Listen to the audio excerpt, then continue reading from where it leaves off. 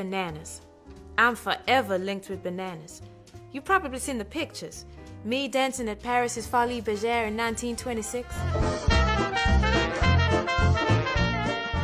Nothing on but a skirt made out of a bunch of these. Josephine Baker, spirit of the jazz age. The writer Ernest Hemingway once called me the most sensational woman anybody ever saw.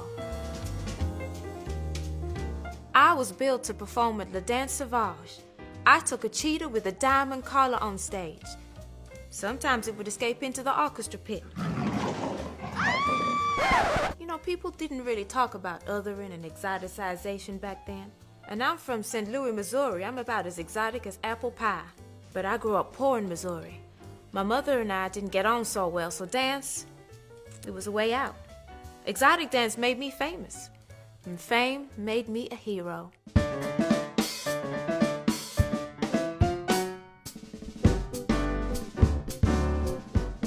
I was famous. The first woman of color to ever star in a movie with a mainstream release. It's called Zuzu. Look it up. An American in Paris in 1939. And then came World War II, and I worked for the French Resistance. It was absolutely the right thing to do. As an entertainer, I could travel to neutral countries. I'd pin notes to my underwear. There was invisible ink written in between the lines on my sheet music. You know, like, life could be so sweet on the sunny side of the street. Then, some detailed information on engineering about Panzer tanks. France gave me 3 gold medals after the war, but it wasn't so peachy in the country I grew up in. In 1951, I was refused service at a Manhattan nightclub based on the color of my skin. This lady came, she took my arm, and we stormed out together. That lady was called Grace Kelly, and we became great friends. Gracie even offered me a place to stay when I was broke, and she was the Princess of Monaco. I joined the civil rights movement, too. I used every bit of fame and every bit of passion that I had. I stood alongside Reverend Martin Luther King during the March on Washington, and then when Reverend King was shot, his widow Coretta asked if I would take over the leadership of the organization. I declined in the end. But I'd started adopting my 12 children by then, and I didn't want to leave them without a mother. That's right, my 12 children from all around the world, way before Miss Angelina Jolie. I am Josephine Baker, and there is so much more to me than dancing with fruit.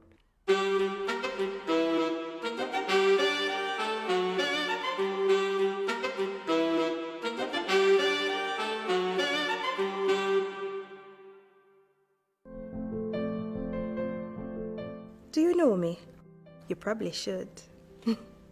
I was a world traveler in a time when women didn't venture far at all.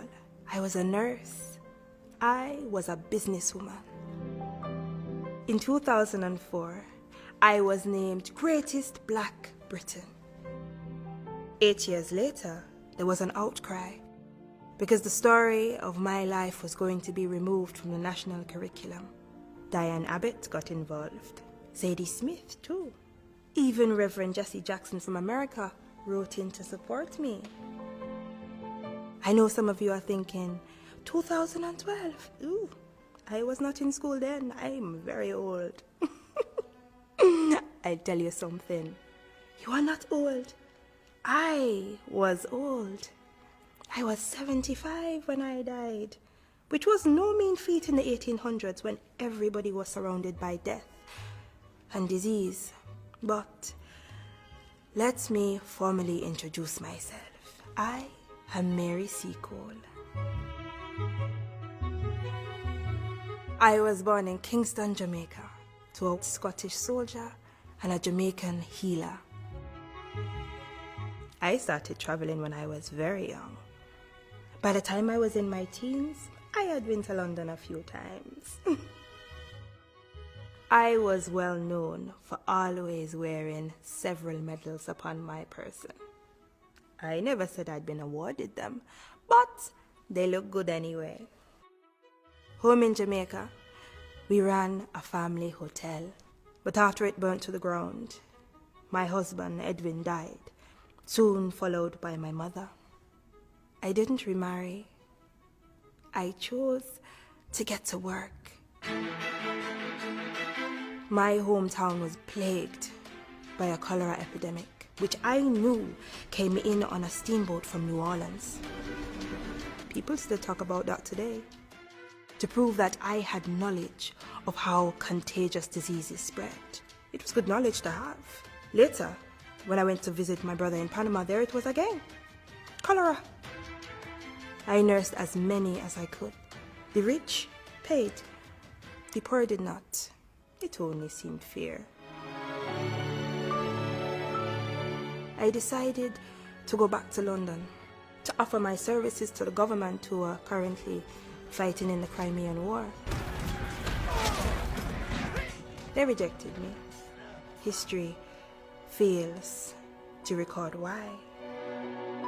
So, I went on my own, with my own money. People said I was traveling as an unprotected woman. This in a time when men were doing a very good job of killing each other. I opened a new hotel. Correction, I built a new hotel with the scraps I found on the battlefield, which were few and far between.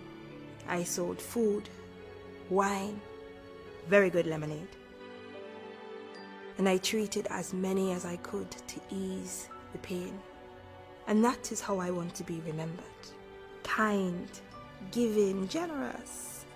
Your friend, Mary Seacole.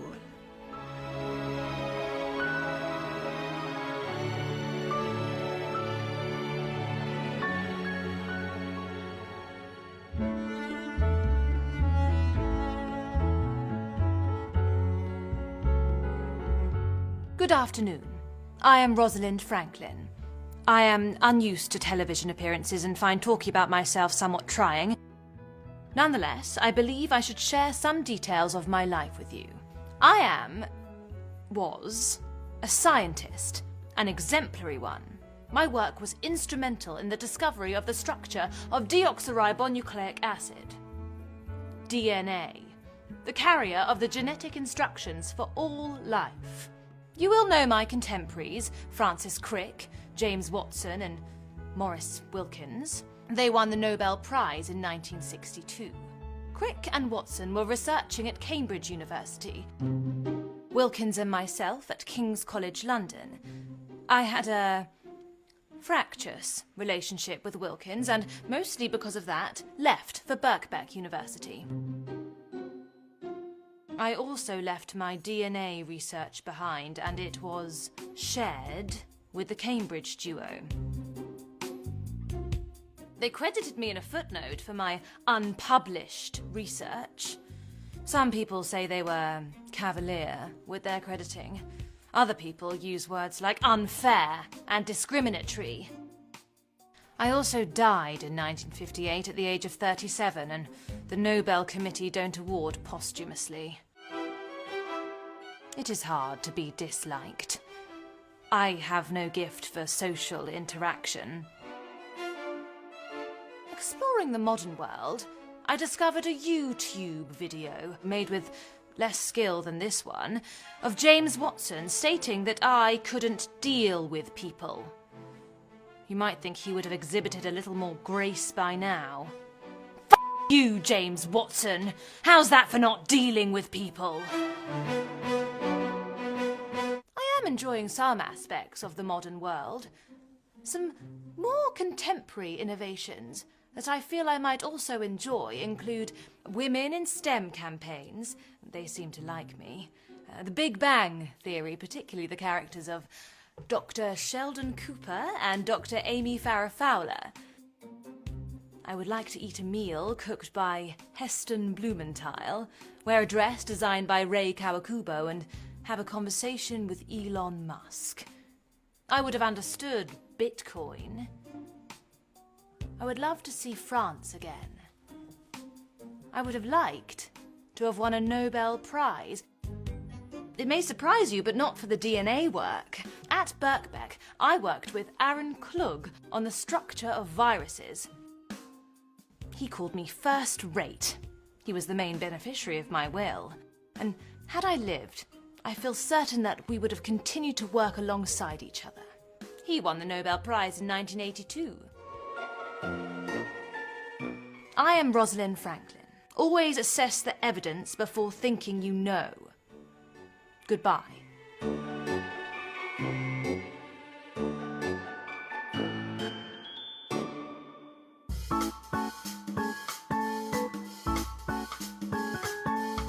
Do you like old Hollywood movies?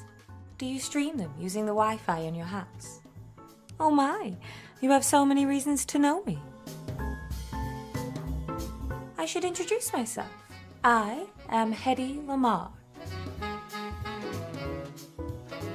Let's start with the outside. Everyone else always does. In the 1930s, all my publicity material from the film studio said that I was the world's most beautiful woman. And looking a certain way has helped me. When I was 18, I married an older man, a rich man. He was not a good person. Having a film career allowed me to escape. Being a famous actress meant that I could help my mother to leave Nazi-controlled Austria. My family were Jewish.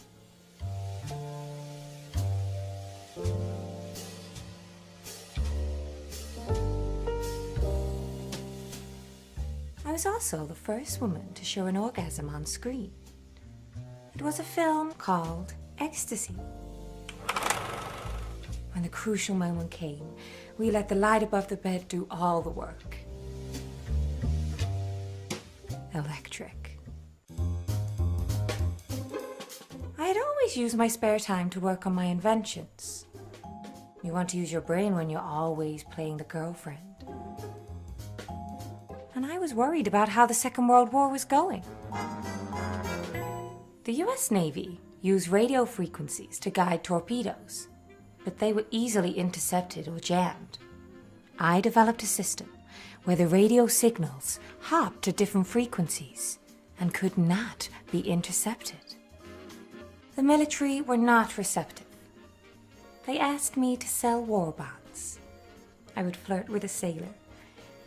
And if the audience promised enough money, our naval hero would get a kiss from Miss Hedy Lamarr.